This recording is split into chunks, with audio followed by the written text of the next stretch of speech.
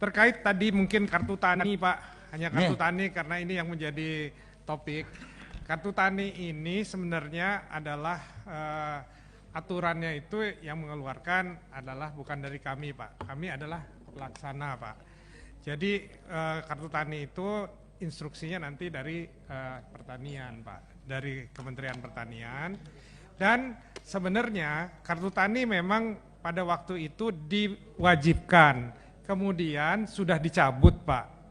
Masalah kewajiban itu sudah dicabut sehingga ini berjalan normal seperti biasa Pak. Jadi tidak ada kartu tani Pak nih ya? Untuk saat ini sampai dengan waktu yang tepat itu kartu tani tidak ditiadakan. Itu sudah menjadi keputusan. Izin ketua, Bapak Dirut, informasi itu tidak benar Pak Dirut. Kenapa? Karena saya baru saja bicara tadi pagi itu dengan Bupati saya Pak. Bupati saya ini kebetulan anaknya distributor daripada pupuk. Tolong dicek kembali Pak. Baik Bu Evita, cuman kami sudah mendapatkan instruksinya sudah tertulis dan sudah diputuskan Pak di Komisi 4 bahwa itu dicabut Pak. Instruksi dari Pak Dirut langsung ke bawah sudah? Sudah. Ya. Mohon disosialisasikan Pak. Pak Dirut.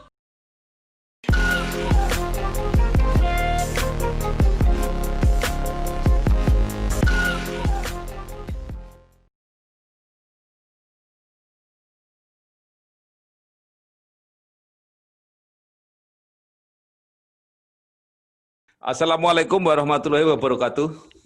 Bersama saya Bambang Sadono di channel Inspirasi Jawa Tengah. Mudah-mudahan channel ini tetap bisa memberi inspirasi, memberi motivasi, edukasi, informasi, dan membantu mencari solusi. Kami akhir-akhir ini sedang mendiskusikan masalah pupuk, terutama pupuk subsidi yang di awal musim tanam ini menjadi perbincangan yang sangat hangat, terutama di kalangan petani. Saya sudah bersama dengan Pak Aryo Bimo, nama lengkapnya Aryo Bimo Wikantioso, sarjana sosial, jabatannya adalah Wakil Ketua Komisi 6 DPR RI, komisi yang membidangi masalah perdagangan, perindustrian, investasi, koperasi, UKM, BUMN, dan Badan Standarisasi Nasional. Apa kabar Mas Aryo Bimo? Pangestunya Mas Bambang Sadono, sehat-sehat selalu. Begitu juga Mas Bambang, bagaimana kabar? Baik, terima kasih. Pak Aryo Bimo, kami juga banyak sekali orang yang melihat ketika Pak Aryo Bimo memimpin rapat di Komisi 6 bersama pimpinan PT Pupuk Indonesia kalau nggak salah. Nah, salah satu penegasan yang dilakukan waktu itu adalah bahwa untuk menebus pupuk subsidi tidak diperlukan kartu tani. Nah, ternyata di bawah ini kontroversi, masih tetap banyak petani yang kesulitan mendapatkan pupuk subsidi karena kartu taninya bermasalah, ada yang belum jadi dan sebagainya. Nah, itu sebenarnya yang pasti seperti apa Pak Aryo Bimo? Ya, mengenai pupuk, kartu tani saya jawab dulu bahwa keputusan Menteri Pertanian yang kemudian diperintahkan ke jajaran direksi pupuk sebagai operator, untuk regulatornya adalah Menteri Pertanian, untuk operatornya adalah BUMN Pupuk, seperti di dalam rapat itu Mas Bambang Sadono bahwa kita merespon dari Gapoktan, dari Poktan, Gapoktan, kemudian juga dari pengecer sampai distributor mengenai belum terbiasanya atau kesulitannya petani yang mempunyai hak kebutuhan pupuk sesuai dengan EDKK itu menggunakan dengan cara sistem kartu. Karena berbagai alasan, berbagai sebab yang cukup kompleks, terutama juga di masa pandemi seperti sekarang ini, tidak hanya faktor teknis teknologinya yang kartunya tidak bisa dipakai karena jalurnya blank spot sehingga pembelian pupuk menjadi gagal dan terjadi penumpukan pupuk di di pengecer dan distributor yang akhirnya justru tidak ada kemanfaatan dari anggaran APBN yang kita alokasikan untuk pupuk yang tentunya petani butuh tidak hanya jumlah tapi juga waktu yang tepat. Ini yang kemarin akhirnya kita adakan rapat Mas Adono. Akhirnya sampai Desember atau sampai anggaran ini semua hal yang berkaitan dengan kartu tani itu ditiadakan, terutama dengan tambahan 3 triliun untuk masa tanam 3, Mas ya. Tanam 3 ya sekarang ya. Awal ini ya. Tahun ketiga, tapi sebenarnya kalau musim hujannya kan ini pertama, Pak. Yeah. Kalau menurut angka anggarannya ketiga, tapi angka pertaniannya ini pertama. Jadi itu yang mungkin juga sesuatu ya. Okay. Jadi dipastikan titik mana, titik mana, karena itu tidak hanya dalam bentuk keputusan politik, Mas Adono, tapi juga keputusan legal, surat legal sudah saya cek ke beberapa agen dan distributor, beberapa distributor dan pengecer kemarin sewaktu reses. Memang suratnya Pak Bakir selaku Direktur Utama Holding Pupuk ini sudah beredar di seluruh pengecer. Ini yang menurut saya tidak ada alasan dari pengecer untuk tetap menggunakan kartu. Ya, jadi sekarang kartu nggak dipakai.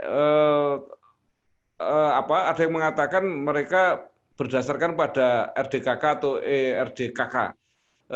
Tapi di dalam praktek masih ada yang kesulitan. Gimana, Pak? Kuantitatif saja di titik mana supaya kita bisa ngerti betul, dan kita juga terus-menerus besok ini minggu depan juga akan ada rapat lagi, betul seperti apa yang disampaikan Mas Adono, bahwa beberapa pengecer itu masih enggan melayani petani tanpa menggunakan kartu. Itu betul ya, di wilayah sekitar Gerobokan kemarin Bu Evita juga keras soal itu. Kemudian kemarin di sekitar Kudus juga demikian. Tapi kalau Temanggung, Magelang, relatif daerah Wonosobo dan sekitarnya sudah lumayan. Beberapa titik betul apa yang dikatakan Mas Bambang Sadono bahwa masih kartu tani dijadikan sebagai prasyarat untuk mencairkan atau membeli pupuk sesuai dengan RDKK. Betul. Kita akan terus awasi, Mas Sadono. Ya, baik. Ini salah satu persoalan adalah kartu tani. Kemudian persoalan yang lebih fundamental, Pak Aryo Bimo, itu adalah prosentase alokasi kuota yang disubsidi itu kan kira-kira hanya, kalau menurut Jawa Tengah kemarin itu datanya 60% dari usulan RDKK. Nah, ini apa solusinya kira-kira? Pasti kan akan kurang terus itu kalau begitu. Ini luas lahan yang semakin melebar, di mana ada lahan kering sekarang dengan anomali musim ini sekarang menjadi lahan produktif. Kemudian ada hutan sosial yang dikonversi menjadi lahan produktif untuk pangan.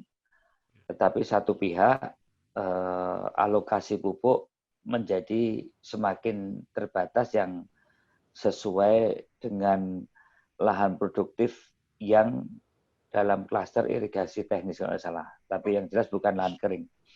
Nah, ini berkali-kali kita terus tekankan. Kemarin pertemuan dengan Pak Joko Widodo juga kita jelaskan bahwa struktur pangan atau struktur pasar saat ini sangat berubah karena kecenderungan consumption ini lebih dialokasikan untuk kebutuhan pangan, dan juga kita mulai betul-betul tidak lagi berusaha menjadi predator pangan, tapi berusaha untuk menjadi produsen pangan, khususnya pangan-pangan yang menyangkut komoditas pokok. Jadi saya sepakat bahwa perhitungan ini memang harus betul-betul dievaluasi. Yang pertama mengenai 250 kilo per hektar, Mas Bambang. Ya, petani ini kalau enggak 300, kalau enggak 400, godongnya enggak hijau katanya. Tuh. Nah, juga terbiasa dengan kebiasaan lama yang 250 itu tidak masuk akal. Minimal 300. Kalau udah 300 berarti ada plus 50 wong alokasinya 250. Nanti kalau saya salah mohon dikoreksi Mas Sarjono karena ini perhitungan lama. Nah, kemudian dari yang 250 kali RDKK ini sekali lagi sekarang semuanya juga butuh pupuk, mulai peternak rakyat yang sekarang ini di setiap kita kalau jalan di desa itu ada panganan sapi itu Pak Ketua, Pak Sarjono itu juga dirabui, kemudian ada dami itu. Ya. Dami itu juga ternyata saya tanya mereka juga tidak bisa kalau nggak dilempari urea juga tidak jebrut karena jebruk itu saya tanya. Ini betul tadi dari alokasinya. Nah, kenapa terus hitungannya 250 pernah 400? Jadi itu mengenai masalah infonya struktur tanah yang semakin tidak produktif karena ureanisasi, ponkanisasi, setanisasi, SP3 itu kan bikin struktur tanah yang katanya sudah tidak lagi bisa pori-porinya keluar. Jadi kalau kita kemarin saya dengan kelompok petani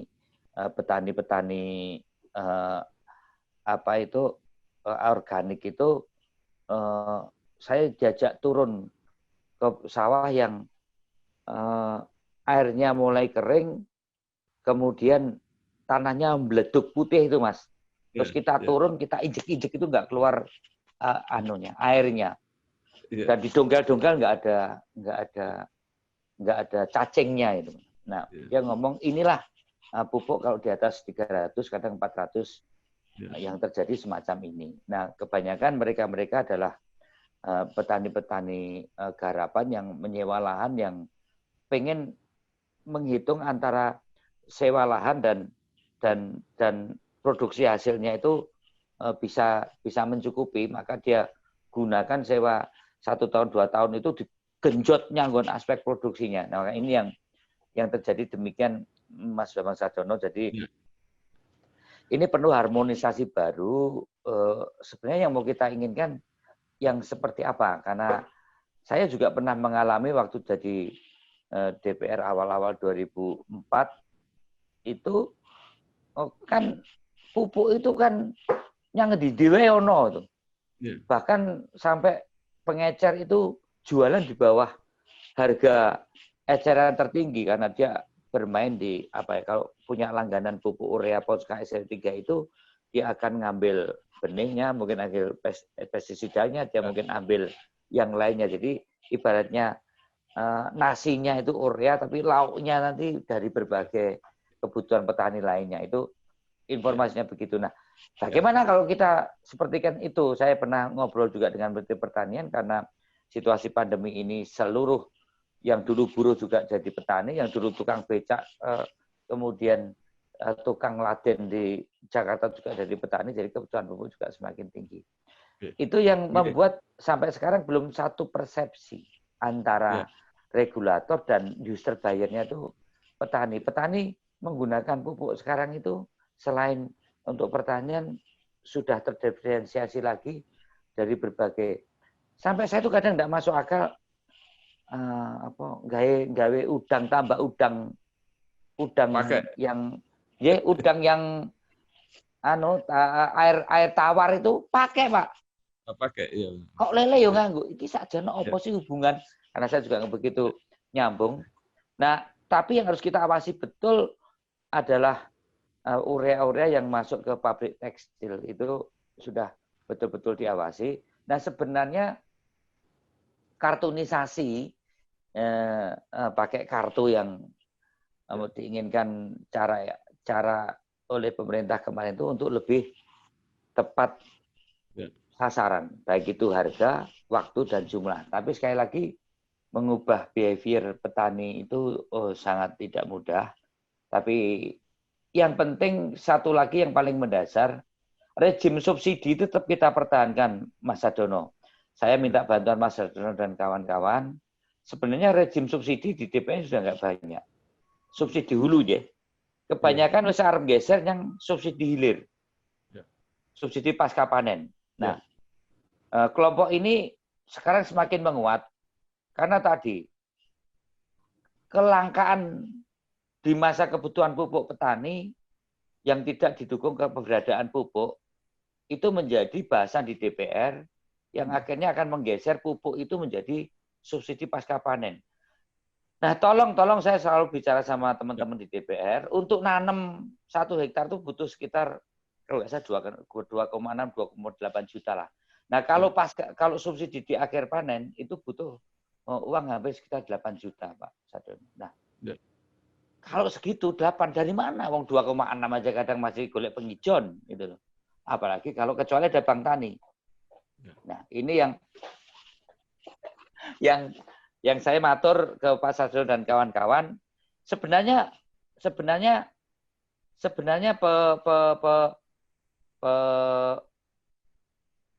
petani lebih berpihak kemana? Kalau yang di Sukowono Seraten tetap konsisten ada di subsidi di hilir, di hulu, yaitu saat nanam. Itu belum kalau harga sudah nggak disubsidi, nanti kena banjir, kena keong, kena sundup, kena tikus, toh juga tidak diganti gitu. Nanti ada dua, itu Pak Sadono. Ya, kita Pak Bimo, ini oke, ya subsidi ya masih dipertahankan. Tetapi kan ini jumlahnya katanya ya subsidi itu apa? Angkanya makin menurun sehingga tadi menyebabkan jumlah kuota yang bisa disubsidi hanya bisa mencapai 60% tadi. Nah, ini apa nggak mungkin DPR memperjuangkan supaya angka subsidi itu ditingkatkan lagi? Saya nggak ngerti juga. Ini mohon maaf nih, pemerintah kota kabupaten juga tidak terlalu berpihak pada petani, gitu. Ya, beberapa juga tidak diusulkan. Maksudnya tarungnya itu juga yang fight. Jadi tentang jumlah ini juga tidak pernah ada suatu reaksi yang kenceng mengenai kebutuhan pupuk di daerah dengan perhitungan 250 per hektar. Katanya ada konversi lahan ke lahan pabrik, ada ke lahan ke ini, mengurangi ini.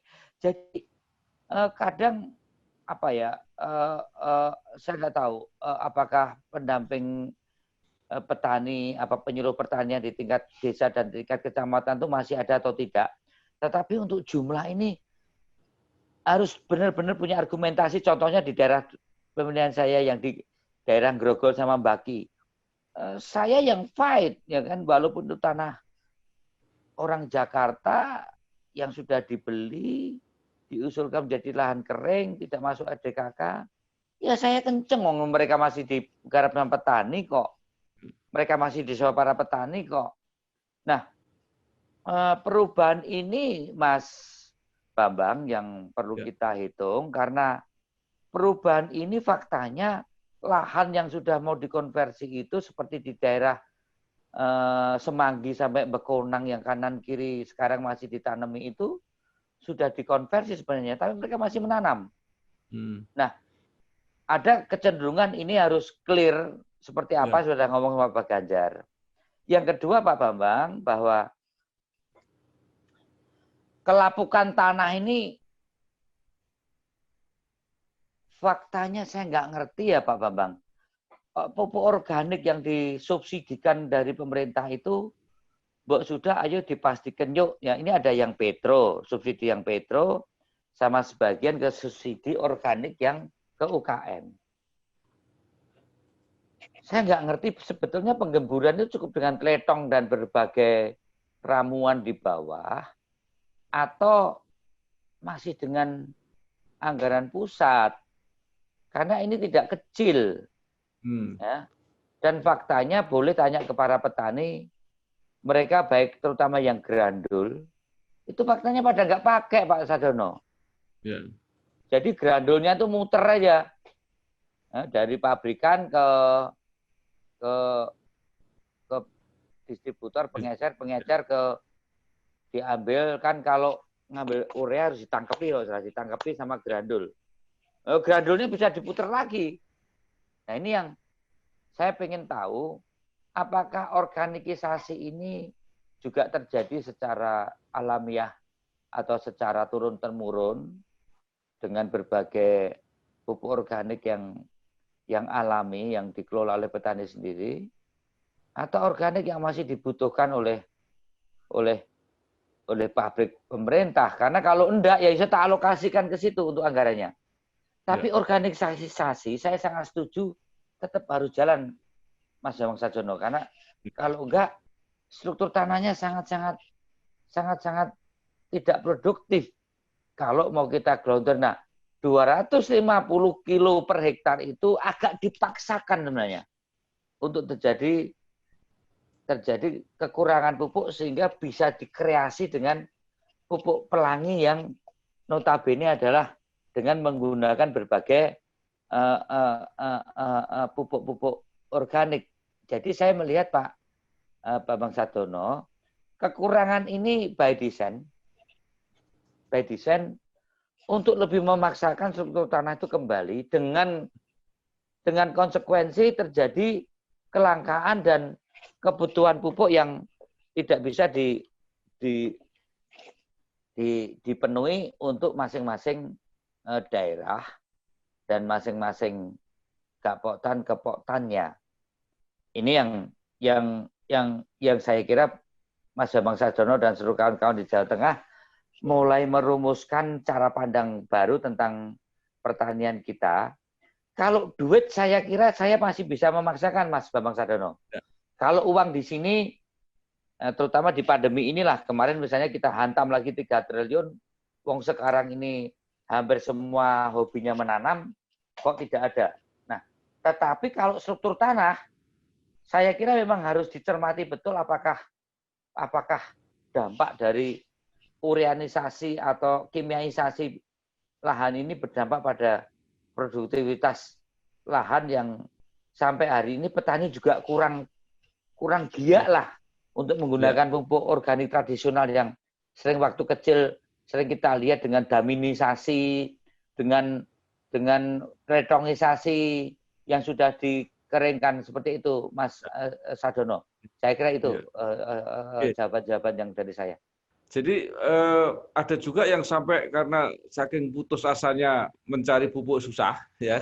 Kalau perlu misalnya subsidi dikurangi nggak apa-apa. Jadi akhirnya banyak pupuk yang bisa disediakan. Jadi subsidi persatuannya dikurangi, Pak. Antara lain karena juga disparitas dengan pupuk non subsidinya kan masih tinggi sekarang. Nah, ada yang mengusulkan semacam itu. Gimana itu, Pak? Maksudnya Dosmudi, Mas Bambang. Selisih antara harga pupuk subsidi dan non subsidi ini kan masih jauh. Jadi kalau memang jumlah yang diperoleh subsidi itu cuma sedikit, dikurangi subsidinya biar jumlah yang diterima bisa lebih banyak gitu. Ya, gimana kalau kan sekarang kan hanya 1.800 ya per kilo ya. Ya. Itu kan menyangkut juga hasil produksi, Mas ya. Kita kan tetap menjaga hasil produksi itu nilai terkait dengan consumption. Betul. Nah, kalau tidak kita subsidi segitu kan sulit memberikan batas bawah dan batas atas untuk harga gabah kering panen dan kering giling. Ya, ini betul. Jadi yang menurut saya mereka juga mengusulkan kalau subsidi pupuknya dikurangi, harga eceran itunya gabahnya minta dinaikkan gitu. Saya kira gini, saya kira duit masih bisa kita cari, cuma isu bagaimana persoalannya bukan nambah atau tidak, tapi soal recovery atau persoalan struktur tanah yang harus kita selamatkan dengan penggunaan urea yang sudah hampir 60 tahun ini, Mas Bambang. Saya awam sih, cuma kajian-kajiannya seperti apa untuk recovery urea yang hampir sudah dari tahun 70 sampai dengan tahun 2020 ini Mas Bambang. Ini yang saya kira 50 tahun ini apakah masuk akal dengan kimianisasi pupuk? Itu saya kira lebih penting. Kalau mengenai tambahan kuota, saya melihat masih sangat mungkin diusahakan karena di era pandemi untuk PEN, penyelamatan ekonomi nasional, salah satu roadmap pemerintah ini adalah bagaimana menjaga ketersediaan pangan dengan harga yang terjangkau karena daya beli masyarakat yang menurun. Dan itu sangat terkait juga bagaimana roadmap alokasi anggaran kita untuk ke pupuk. Nah, alasan-alasan anggaran masih bisa disikapi, tapi alasan-alasan yang menyangkut persoalan tingkat kesuburan tanah kita yang sudah 50 tahun dengan urea ini yang masih terus menjadi bahan kajian, apakah dimungkinkan organikisasi pupuk di tingkat petani itu bisa dijalankan. Contohnya begini Mas Bambang, kalau itu terjadi di Boyolali dengan kesediaan jumlah teletong dan jumlah air kencing sapi, itu sangat memungkinkan bagaimana pengelolaan air kencing sapi, perah dan teletong ini diurai menjadi pupuk organik tabur yang sudah dicampur. Dan ternyata di struktur tanah Boyolali yang produktif terutama itu sangat terjaga, termasuk yang di lahan-lahan tada hujan. Nah, tapi di daerah lain tidak sebesar itu untuk produksi pupuk organik, walaupun tidak selalu dengan tretong, dengan dami pun juga bisa. Ini yang tidak ada keseimbangan, Mas Bambang. Saya mohon teman-teman dari Jawa Tengah memberikan feeding ini ke kita-kita karena kita juga terbatas. Kemarin kita sudah tanya ke Undip, ke IPB mengenai masalah besaran anggaran ini terkait dengan kebutuhan petani yang kita merasakan betul itu tidak bisa kurang. Tetapi kalau kita glondor betul, kita juga was-was dengan keadaan tanah kita. Saya kira problem itu untuk meyakinkan kita-kita yang kalau sudah meja anggaran, Mas Bambang tahu sendiri perdebatan untuk ada yang motifnya memang tidak suka petani mendapatkan subsidi banyak, ada yang pengen subsidi petani kayak udahlah kasarnya gini, sekarang kebutuhannya berapa 2 kali lipatkan. Karena tadi nanti kan lahan-lahan kering, lahan-lahan hutan sosial. Oh, sekarang itu kalau ada waduk kering aja ditanami, kalau ada di Bengawan Solo itu ada sungai kering aja ditanami, udah tambah aja sekarang biar semua ini dipakai untuk penyediaan pangan kita. Ada yang berdebat begitu. Oh jangan, sekarang udah 50 tahun kita ini kimiaisasi pupuk. Harus tetap berimbang dengan 250 kilo per hektar dengan jumlah yang semakin dibatasi. Ini Mas Bambang kalau kita bicara agak beberapa variabel yang lain. Sekarang kita coba untuk menyelesaikan masalah yang mendesak di depan mata ini, Pak Aryo Bimo. Dengan berbagai masalah itu, kemudian juga disparitas harga yang tinggi, banyak yang berspekulasi bahwa ini penyimpangannya pasti potensinya sangat sangat besar. Maka kemudian ada yang mengusulkan begini, bagaimana kalau distribusi khusus yang pupuk subsidi itu tidak melalui pengecer, tapi melalui penyalur, melalui misalnya seperti BUMDes atau koperasi-koperasi tani. Jadi itu akan lebih langsung. Mereka tahu persis berapa kebutuhannya. Gimana kalau menurut pendapat Pak Aryo Bimo? Saya sepakat bagaimana Badan Usaha Milik Desa juga mulai dilibatkan, yang sekarang Badan Usaha Milik Desa dengan adanya anggaran desa ini mulai banyak yang mulai hidup dan banyak yang mengelola dengan 17 triliun uang raskin yang menjadi kartu keluarga harapan. Ini banyak yang masuk ke BUMDes dengan menjadi agen atau distributor untuk warung-warung pengadaan sembako. Nah, Kalau itu mau ditingkatkan dengan pupuk distribusinya ke BUMDes itu juga masuk akal, tapi sekali lagi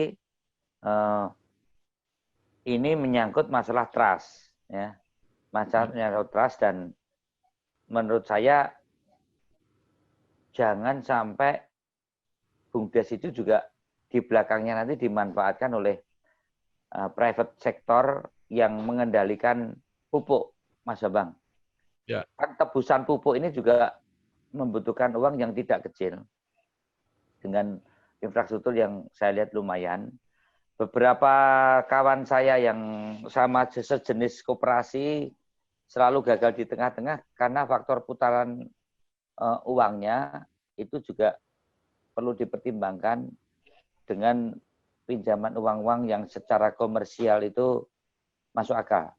Jadi saya sepakat, Mas, kalau memang itu menjadi satu gerakan untuk lebih menjamin terjadinya distribusi yang lebih tepat waktu, tepat harga, tepat jumlah, badan usaha milik desa menjadi salah satu alternatif sebagai penyalur pupuk, karena dengan catatan bahwa pilihan ke badan usaha milik desa ini akan lebih menjamin adanya ketersediaan pupuk. Cuma saya tidak ngerti setiap distributor itu mengcover beberapa desa, apakah itu akan menjadi distributor atau menjadi pengecer. Saya kira tergantung wilayah BUMDesnya dan tergantung kemampuan modal BUMDesnya, Mas Adi Sardono. Saya kira kalau Jawa Tengah, kalau BUMDesnya ada asosiasinya, mulai meminta Menteri Pertanian untuk menjadi pengecer pupuk dengan prasyarat-prasyarat yang seperti di private, yang tentunya agak ribet dan ini menyangkut wilayah BPK. Jangan sampai terjadi persoalan-persoalan hukum yang kadang justru menjerat dari beberapa kawan-kawan di BUMDes. Saya kira itu, Mas Sardono. Oke. Terakhir Pak, pertanyaannya, itu ada kepala-kepala desa yang mengeluh karena ketika menyusun RDKK, mereka itu tidak dilibatkan. Jadi kelompok-kelompok yang menyusun, kemudian kepala desa tinggal diminta mengetahui dengan tanda tangan. Saya ini juga tidak habis pikir kadang kalau pas langka kepala desa itu menjadi tubrukannya warga. Karena kan yang sering nelpon saya itu bukan ketua Gapotan, ya kepala desanya. Karena mungkin dulu ya kepala desanya itu jadi tim sukses informal kan itu kan, walaupun kepala desa nggak boleh. Nah, tetapi pada saat nusun RDKK nggak dilibatkan gitu. Karena saya tanya itu kepala desa ini normatif sekali, Mas Bambang. Kepala desa ini ngitungnya itu lebih dari data-data yang ada di masing-masing desa, Mas Bambang. Sedangkan untuk hal yang menyangkut poktan, gapoktan, itu kayak seperti semacam kerumunan semi otonom gitu, Mas Bambang. Apalagi kalau poktan, gapoktannya itu terus terang aja kemarin tidak mendukung kadesnya itu, Mas. Gitu. Ini yang agak dikhawatirkan. Tapi saya pikir di cross cutting aja, yang dari poktan sama yang dari kepala desa, supaya juga tidak terlalu domain kepala desa banget, karena kan kita juga tahu dampak-dampak rekonsiliasi sosial ekonomi, dampak Pilkades itu kan juga bisa 1 tahun, 2 tahun, bahkan 3 tahun, Mas Bambang. Maka sekarang 2 saja, antara yang kepala desa tetap penyuluh pertanian ada, ataupun yang poktan tetap dengan penyuluh pertanian. Toh nanti ditabulasikannya, dihitungnya kan di kecamatan, Mas Bambang. Kecamatan, dinas kecamatan baru ke tingkat kabupaten kota. Saya kira saya sepakat kepala desa ini juga dilibatkan, karena apapun pemimpin formal dan yang bertanggung jawab terhadap warganya, kalau terjadi kelangkaan terutama, kalau terjadi kelangkaan, kepala desa yang diuber-uber. Tapi kalau pas nggak langka malah nggak terlalu diperlukan. Maka sebaiknya 2 jalur, 1 poktan, nggak poktan ke kepala desa, poktan, nggak poktan ke penyuluh itu nanti dikeroskannya di tingkat kecamatan, dan saatnya tadi melibatkan kepala desa, melibatkan BUMDes, dan tentunya semacam punya kewibawaan politik kepala desa dan BUMDes ini di mata warganya untuk ikut terlibat ngurusi pupuk. Dan tentunya sekali lagi bahwa teman-teman 70 anggota DPR RI dari Jawa Tengah ini akan terus mengambil posisi untuk subsidi ini supaya menjadi keputusan politik di subsidi hulu, kan? Bukan di subsidi hilir, kecuali asuransi tentang pertanian sudah ada, kemudian bank petani juga sudah ada, sehingga petani nggak kelabaan untuk cari modal tanam untuk nanam, dan kalau kena sundep, kena keong, kena banjir, kena tikus, itu ada yang mengasuransi. Demikian Mas Bambang Sadono. Baik, terima kasih Pak Aryo Bimo, Wakil Ketua Komisi 6 DPR RI, ya, yang telah menyampaikan berbagai solusi. Mudah-mudahan ini juga akan membantu menyelesaikan masalah yang sangat sangat akut di petani-petani kita. Setiap tahun pasti menjadi masalah. Dan tidak boleh sendiri petani, Pak. Ya, saya kira terima kasih. Sukses Pak, terus berjuang. Matur nuwun. Wassalamualaikum warahmatullahi wabarakatuh. Waalaikumsalam, Mas Bambang, dan salam buat seluruh warga Jawa Tengah khususnya petani. Terima kasih Pak. Di Semarang, salah seorang warga yang aktif menjadi pegiat media baru atau YouTuber adalah Bambang Sadono, mantan anggota DPR RI periode 2004-2009 dan anggota MPR periode 2014-2019. Sosok yang pernah malang melintang di dunia pers ini aktif membuat konten edukasi politik dan promosi kebudayaan yang disiarkan lewat kanal YouTube-nya Inspirasi Jateng dan Inspirasi Bangsa. Konten yang ia unggah pun mendapat respon positif dan animo yang cukup besar dari masyarakat Jawa Tengah.